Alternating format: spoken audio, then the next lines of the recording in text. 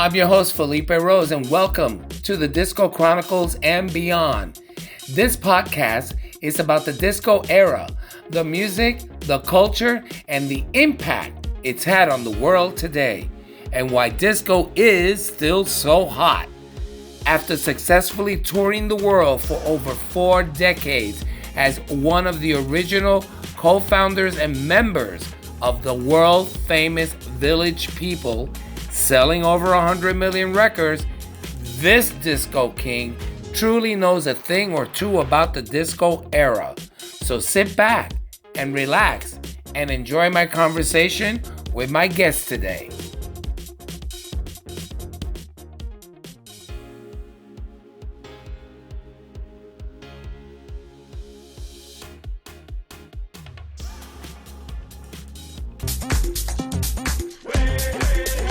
Welcome to the Disco Chronicles, my very first episode with my very first guest, you.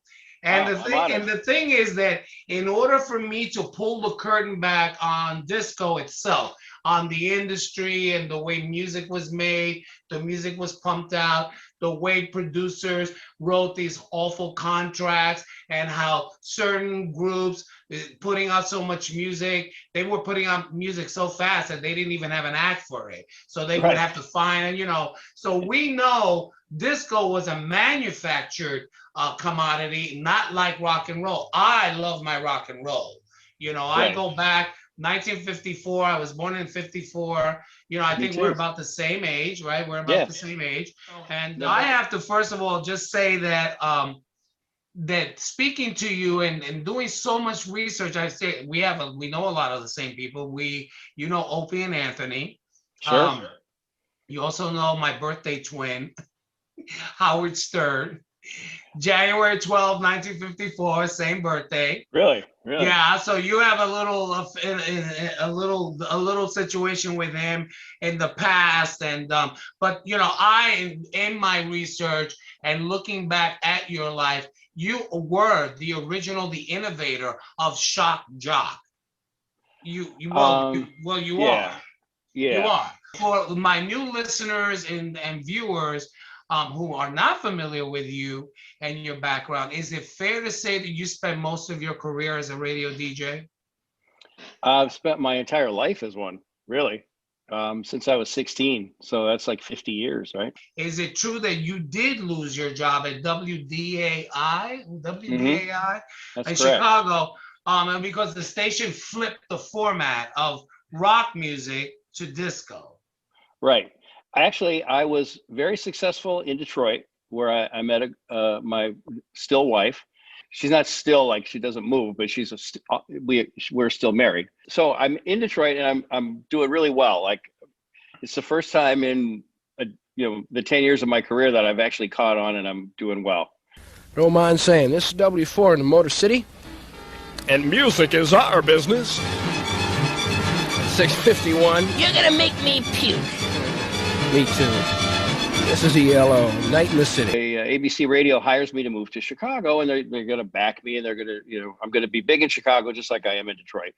I leave Detroit. Howard Stern comes in to the same station I was at, and that's maybe where the friction between us developed a little bit, because I was there first. But you have to say, you both almost have the very same style in broadcasting. That would be, which is very flattering. If you could just give me a shout out at $1 million, right, I'd be happy. Yeah, I'd say so.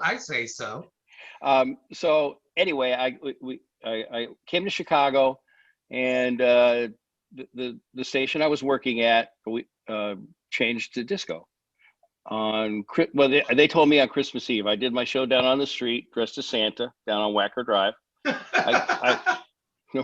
I came upstairs and they fired me. It was like a movie. First, they said, we're switching to disco on midnight, January 1st. You can stay if you want, but you can't talk anymore. You just have to play disco records. And I said, I'm going to have to respectfully quit. Then I got a job at WLUP in Chicago, another rock station. And I didn't really hate disco so much as I was mad that I lost my job. Janet moved to Chicago. I gathered all of that from doing research and reading a lot on you, is that you know, you did do a song right after that. You did a parody of Rod Stewart's "Do You Think I'm Sexy?" Do you think I'm disco? 'Cause I spent so much time blow drying out my hair. Well, that was one of the things a lot of the rock acts were starting to do. You know, even the Rolling Stones did "Miss You" and like that. So, right. I guess it was sort of a parody of all of that. But what I did in the mornings, I just was complaining about, you know, the fact that I lost my job basically. But I would play a record, like I would put on YMCA. It was a total rock station, and then I would play like every morning a disco record, and then I would run the needle across the record, and then I would blow it up. But it was only because I was mad about losing my job. Did you do that to YMCA? Oh yeah, and probably in the Navy, and probably you know. I mean, you guys were popular, so we were very popular. We were very popular. And funny, I thought. I thought it was a really funny idea. Well, it was a funny idea, and it started with me when they first saw me in the village, and I was dressed in all my native gear, because my dad is the native one in the family. And so what started with an idea of look at the way this guy's dressed, and then they saw me in a club, the French producers, they got the idea to put together a construction worker with a helmet. You were wearing a helmet. You could have fit in the group easy. I didn't have a mustache and I can't dance, but otherwise I would have fit in, I think. And they put together this imagery of American male stereotypes because they were French. And when they told me about the concept, I really did laugh. I thought it was a real stupid idea. But you know, well, I was honest, and that's the story I've always told, and I wouldn't change it. And just like every job that we all have, whether you're in radio or television, or you're a writer or a producer, you go from one job to the next. Same thing with you, same thing with me. I thought, okay, well, they're going to do an album. We'll see. This will be cute for one album, and then we'll move on. But it just kept going, you know. And when they told me the concept of YMCA, because it started with a question, we were on a break in a recording session in New York City on 23rd Street, and the producer came back into the studio and asked us what was EMCI, and we looked at him like he had two heads, and we just kind of didn't know what he said. Oh, YMCA, and someone told him it was Young Men's Christian Association, and he literally turned around and said, "Oh, wait, we're going to have a new song, Young Man, da da da da da da da da, Young Man." And I just look, I my eyes blinked. I think my head spun around. Like I just thought, this is really crazy. It'll never work. It was one song for the filler, for the last song for the album. Really? And that's what they sent out to Los Angeles, to Neil Bogart, to hear the whole album. And when he heard YMCA, he said, "This is the hit." So that song actually, where was not supposed to ever be heard, was actually ended up being an A-side record, you know? Hey, isn't it like in the National Archives? I did a little research on this too, and I read that song is in, I want to say it's in the National Archives as Library of Congress. As a big cultural moment in Library of Congress in America. Thank you. It just happened last year, right at the beginning of COVID, when we received the news. I received the news that the YMCA was inducted through the National Recording Archives, Library of Congress. I just thought, okay, this is really cool. That's significant. It is significant. It is, and I'm actually proud of all the work I've done. I just didn't like many of the questions that you've been asked in the past. There are some moments and some gaffes and some things and mistakes and things that were done through the career of the group I was with that you can just never explain away.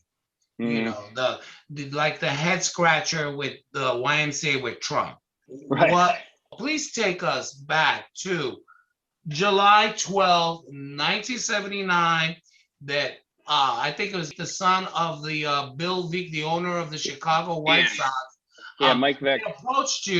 They approached you about the Disco Demolition because you were already doing that on the air. Right, with a sound effect. With a sound effect. And they said to me, although I really did drag the needle across. So they said, at that time, the White Sox were not great, and they were getting maybe 9,000 people a game. We want to do a promotion. People bring 98 cents because it was FM 98 and a disco record. And in between games between the White Sox and the Tigers, we'll blow up the records like you do on the radio. And I'm like, was that your idea or their idea? Their idea.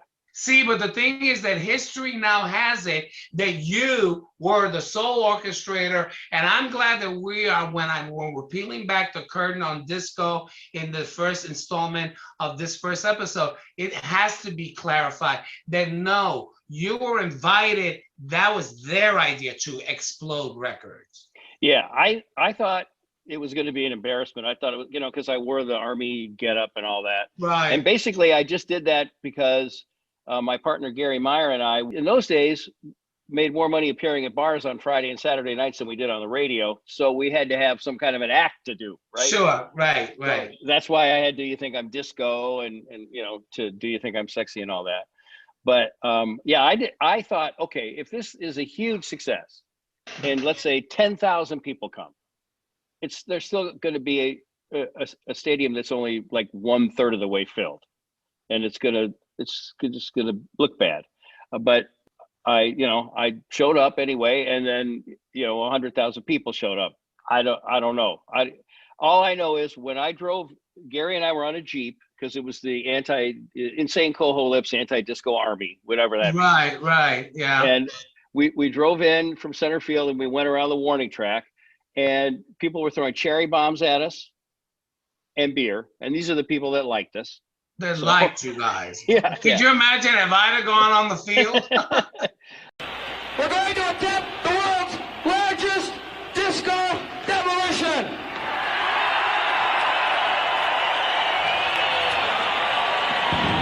But first, we have a musical treat for you. Please welcome the Village People.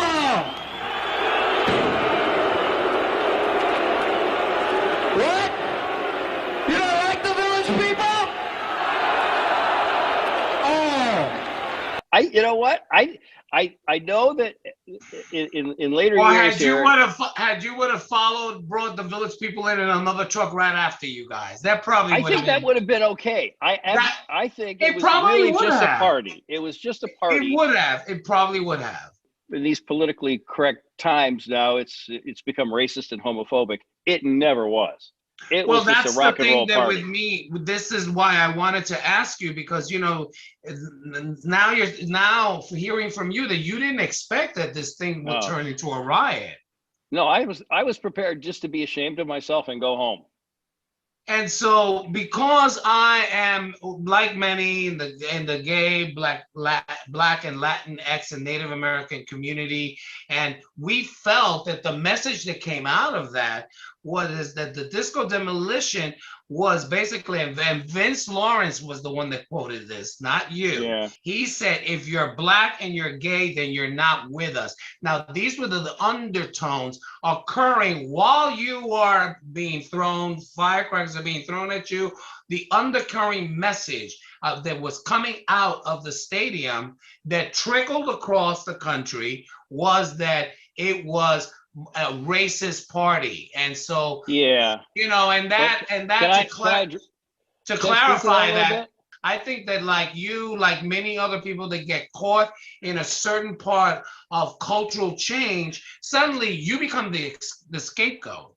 Mm-hmm. And suddenly everything that points to the death of disco points to Steve Dahl. Yeah. I am laughing. I have to laugh.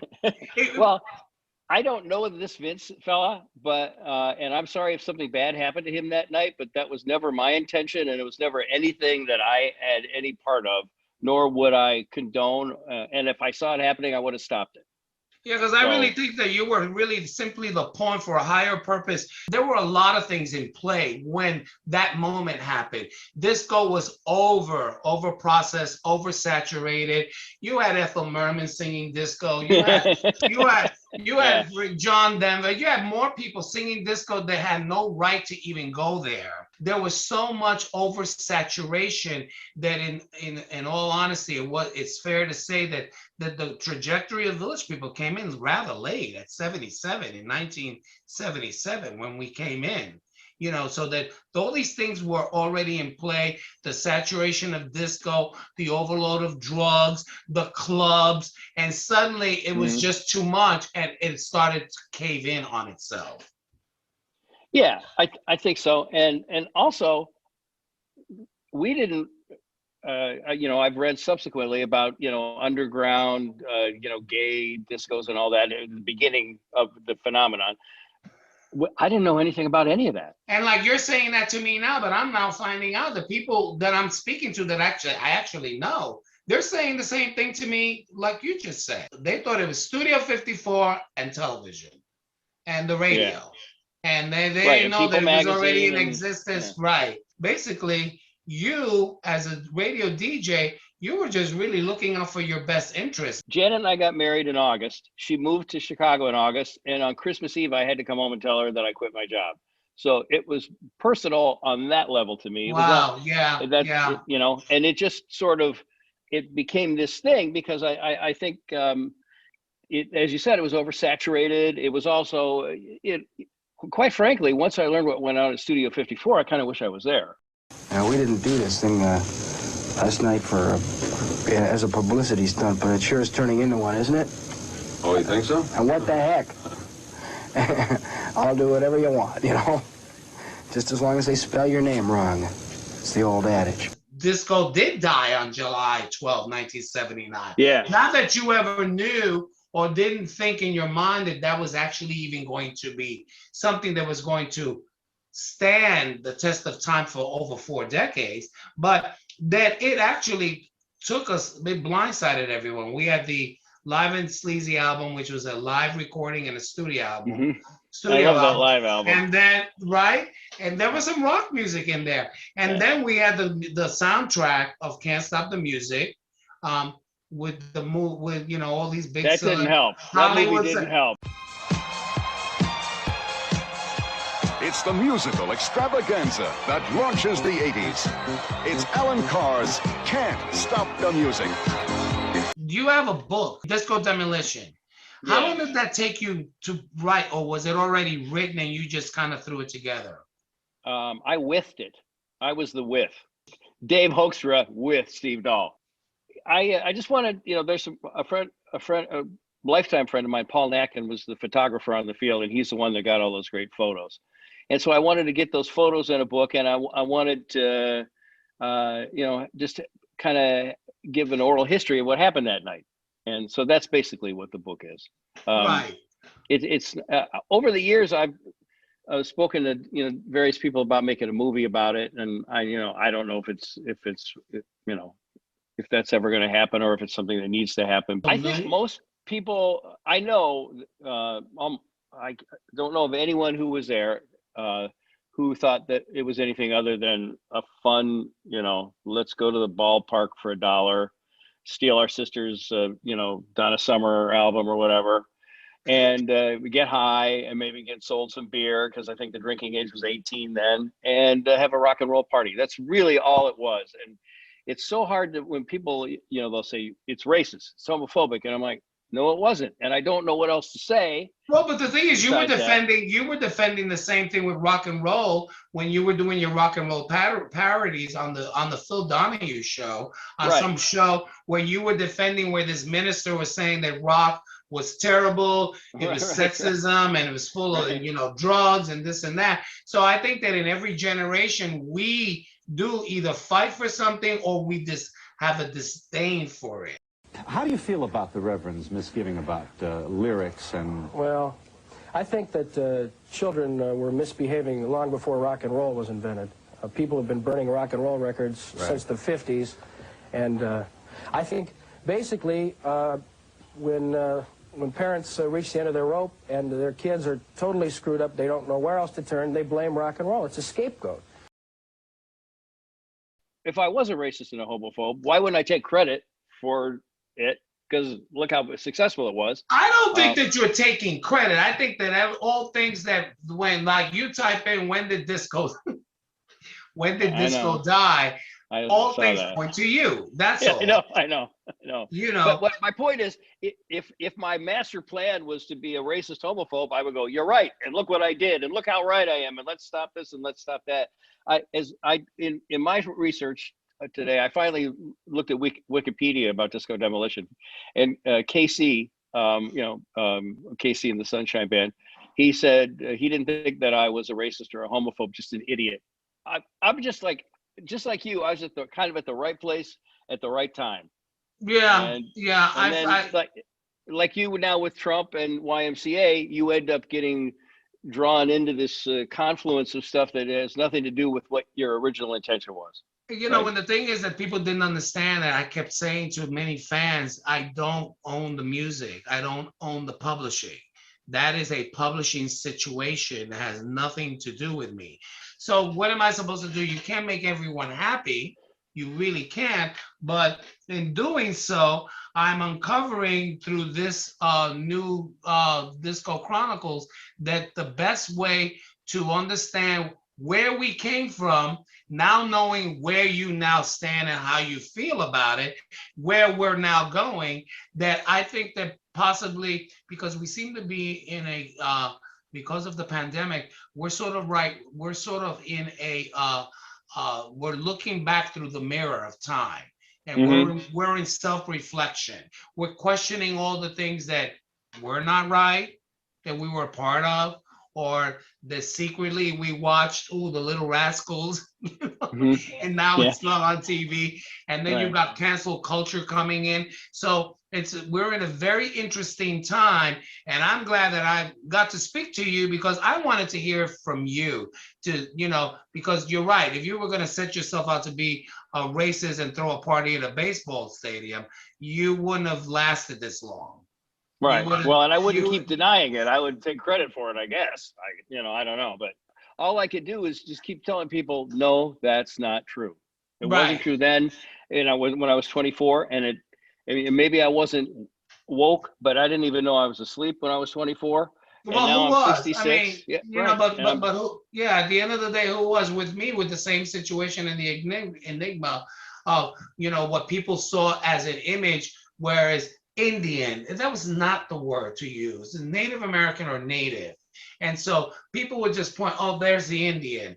Well, my anger and my disappointment is with the label and the producers, that they really should have taken a publicist and said, this guy is this guy actually his family is, and would have given it a little bit more, a little more make the saddle a little heavier.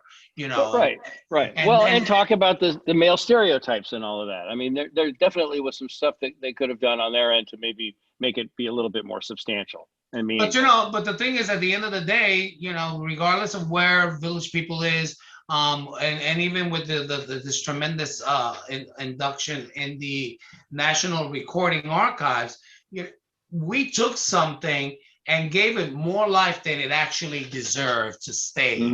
It really should have had a shelf life of no more than 2 years. What are some of your memories on radio? It's funny, because as I said, I've been doing this for 50 years, and that was just like one night. My oldest son is turning 40 on the 28th. I recorded his birth and played that on the air. So there are people in Chicago that are like, oh my God, Patrick is 40. I remember when he was born. We listened to it on the radio. I had my vasectomy on the air. Oh my God! Wait a minute. I think I read that. Yeah. Because I was too afraid to get it. I figured if I had it on the air, nothing bad could happen to me. Right. Right. Honestly,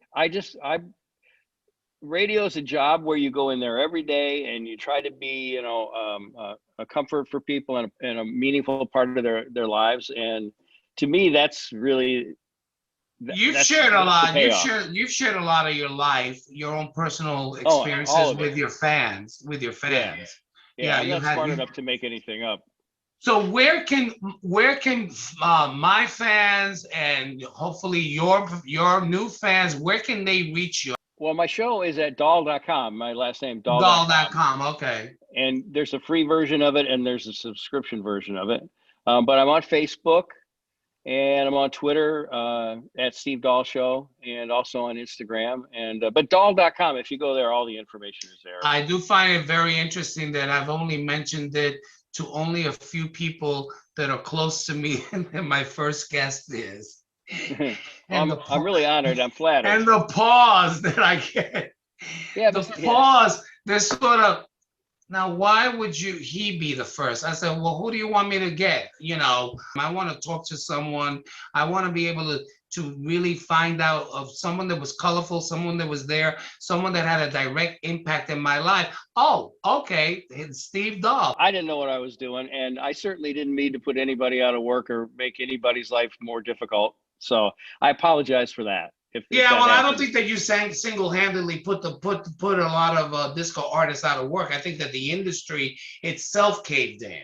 And the industry, because of the disco industry caving in, it started getting rid of acts. And suddenly records were being, you're talking about Disco Demolition. We're talking about shelve those 3 albums. They suck in the US. We can't use them anymore. Or let's do remixes and get them out in other countries around the world. So, it changed. The industry changed pretty much like rock as well. And every phase of music, every genre of music does go through a change. Within each decade where music, and you might agree with me that there are pitfalls and things that happen culturally where the dynamics shift culture. Mm-hmm. You say that? Absolutely. Yeah, absolutely. And house music really grew out of Frankie Knuckles, and I think. Wow! That you know, Frank, that you know this. Wow! Oh, yeah. I was just talking to a friend of mine today, and he literally said to me, and after that happened, I'm pretty sure that he knows Frankie Knuckles because Frankie's out of Chicago. Oh, yeah. Right? Yeah, okay. We recorded at the same studio. We had the same engineer, and a good guy. I mean, he was a good guy. So that came out of the end of disco, and Disco Demolition Night or whatever. House music is born. So it's all part of the evolution. Well, I just want to say that speaking to you and looking at you, and to see that we can't really we can't apologize for our past. We can only know of where we are today and how we walk this earth and how we treat others. But when you said to Jimmy, we probably have more in common than he realizes. I'm like realizing, wow, apart from that evening and your legacy, this has been enjoyable. Thank you, man. Likewise, I really appreciate you having me on. It's nice to be able to finally, you're like the first disco person, big disco person that I've spoken to about this ever. Are you serious? So, I would have thought. I'm serious. I know. I find this hard to believe because I was actually thinking back, saying I'm sure he's spoken to other disco stars and artists and all that. Really? No, I've been afraid to. Well, see, and this is why I wanted the first episode to be, to come out of the box, come out of the can real strong, and to have 2 real imposing figures of the disco era to actually let people see us talking and to say, wow, look, after all of these years, because you can't say that. I'm not mad at you. I'm mad at what happened with the industry. Yeah. But there was so much that was going on that was so wrong about it. And I was mad, and I was mad at my industry because they were just rolling over, and they were going to play 20-minute records. And that happens a lot with radio. And with television shows and what have you, because it's all about the advertising dollars, and it's all about what fad can they jump into now to change a format. Looking back now, would you have no regrets, right? Well, no, because knowing my motives and knowing how I just basically lucked into the whole thing, and at the time, it was good for my career. Right.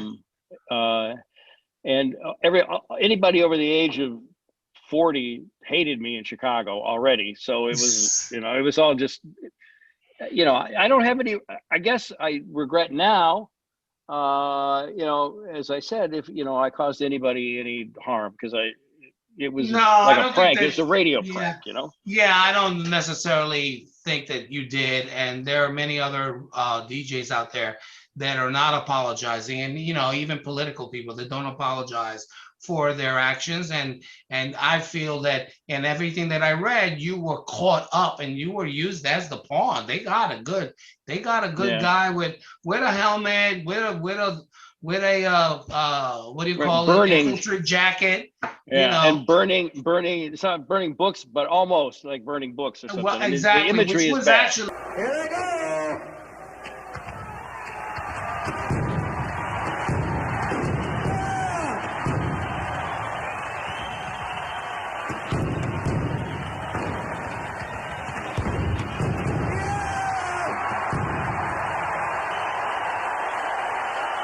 so what do you listen to today? I listen to a lot of different stuff. Today I was going to listen to Taylor Swift's remake of all of her tunes. Okay, she's pretty which smart. I think is genius that she's re-recording those. I mean, what better way to get back at those guys? Yeah, well, they stole her masters. Yeah, they should have given her the chance to buy them. That's for sure. And so now that we've become friends and we've bonded, young man, there's no need to feel down. I said, young man, pick yourself off the ground. I said, young man, cause you're in a new town. There's no need to feel unhappy. Yeah, to be unhappy. And then some towel snapping, and we're all good. Oh my God! Thank you so much, Steve Dahl, the innovator, legendary, disco figure. Whether you hate him, love him, or despise him, or just really don't know anything about him, check him out on his dahl.com. Check out his book on Amazon, Disco Demolition. I want to thank you, seriously. Thank you, man. I'm actually I'm flattered and honored that I'm your only disco legend icon. You are. Disco icon speaking to you. You are. You popped my cherry today. Yeah, so Steve, say hello to your family. Say hello to Janet. Thank you for everything, and thank you for just being there and just speaking your truth. Thanks, man. Thanks for having me on. Thanks Thank for you giving so me much. the opportunity.